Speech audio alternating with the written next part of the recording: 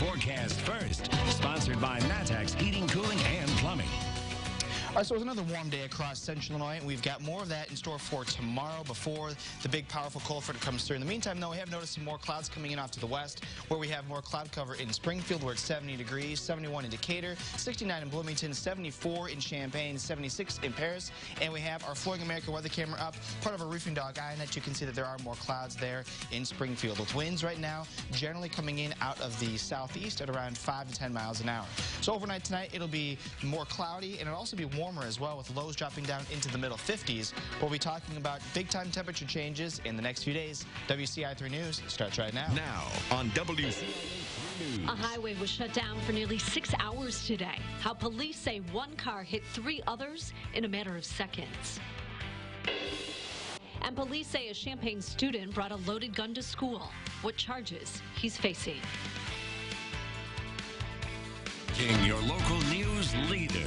This is WCIA 3 News at 5. Today is a moment of commemoration and reflection of a very tragic accident. 10 years ago today, a Champaign police officer accidentally killed Kewan Carrington. Today, a community is looking back as a way to move forward. Good evening, I'm Paul Cicchini. And I'm Jennifer Roscoe. It was a story that dominated our newscasts for days and weeks and months. Police responded to a report of a break-in at a home on Vine Street. Officer Daniel Norbitz and the 15-year-old struggled. Norbitz's gun discharged and Carrington was killed. The shooting was ruled an accident. Today, the Champaign Community Coalition is holding a special meeting for that anniversary. WCIA 3's Courtney Bunting is live. You were at that meeting, Courtney, so what was the goal behind it? Yeah, Jennifer, the goal behind it was to strengthen relationships between the police and police departments and community leaders. Now, a lot of people believe the Carrington case was a very divisive one. Now, this coalition was created 10 years ago whenever this case first happened and Carrington was killed. Since then, founders believe they have helped bridge the gap between police and community, as I said, was the goal of tonight's meeting as well. But not only that, the coalition said they've also created opportunities for young people to engage in the community. Some of those ways are CU Fresh Start as well as Walk as One. But not everyone agrees. Tonight at the meeting, some say a lot needs to change. They say there aren't enough programs for kids or job openings. Coalition leaders say they feel they've come a long way, but they agree there's a lot left to be done.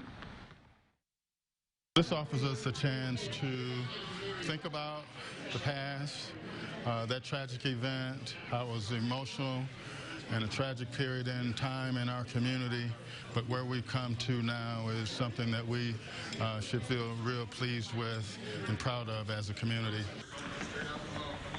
Some also say more should be done to notify youth about the programs that are out there. One woman tonight says her son recently graduated from high school and she was never told about positive programs available to him. Coming up at 6, I'll tell you more about the conclusion that was arrived to tonight and some of the goals moving forward after some of the discussions that happened tonight. Live in Champaign, Courtney Bunting, WCIA 3, your local news leader. Important discussions to have. Courtney, thank you. We have new details about a crash that happened in Vermilion County this morning. 4 people were sent to the hospital after one car hit 3 others. Happened near Georgetown at Route 1 and County Road 900 North around 8:30. Police say 3 cars were going southbound on Route 1. One of those cars rear-ended another. The car that was hit left the road. The first car then rear-ended a second and then crossed into the northbound lanes and hit a car head-on. The driver and passenger of the first car were taken to the hospital with serious injuries. The drivers of 2 other cars were also taken to the hospital, but were expected to survive. A man in Springfield is dead after a head-on crash in Macon County. Happened near the intersection of Route 121 and Stocks Road in Decatur. Officials say the man was riding his motorcycle. He crossed the center line and crashed into a vehicle towing a boat, then another vehicle. The victim's name has not yet been released. We have a follow-up tonight. The Centennial student who police say brought a gun to school yesterday was in court this afternoon. The 16-year-old was charged with unlawful use of a weapon. It's a Class 3 felony. It was higher because he has no FOID card and because the gun was at school. He's being held in jail until his next trial date. New tonight at 5, the director of the Illini Union was in court today. Jamie Singson is charged with aggravated assault for firing a gun in front of his ex-fiancée, Jennifer Thorne. Police say he also threatened to kill himself. Singson was released on bond. A judge ordered he have no contact with Thorne or be at her house. He also can't have any guns or ammunition. We have an update on a story from this summer. A jury trial has been requested for a Danville police officer charged with domestic battery and assault. Brian Cornett is accused of throwing his ex-wife to the ground after she got between him and their daughter at a baseball field. He's pleaded not guilty. Authorities say he was yelling at his daughter and threatened to beat her, and later threatened his ex-wife's current husband. Cornett was ordered to have no contact with any of them and told to turn in his guns.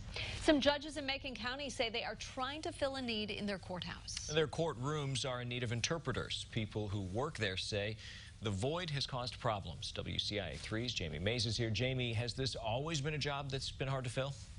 Paul, the state's attorney says they have always had a need for interpreters, but now it is even more of a necessity than the past. He believes this could be because Decatur is becoming more diverse. A judge for the Macon County courts says the greatest need is for Spanish-speaking interpreters. Right now, they have only one. They also need people who know sign language, and once they were looking for a court interpreter who knew Mongolian. The state's attorney, Jay Scott, says they need people who can translate and handle the demands of the job.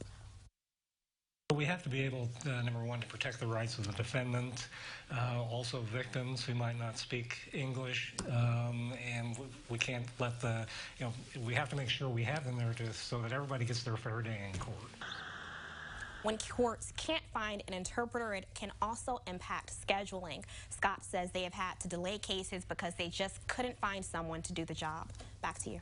It certainly does sound like they have a diverse language issue there. Jamie, thanks. It can sometimes be hard to pick a candidate to vote for, but what if you had to rank them? How some are pushing to change the way you vote. Plus, students usually hold bake sales to help their schools. Why some at the U of I were selling treats to help students they've never met.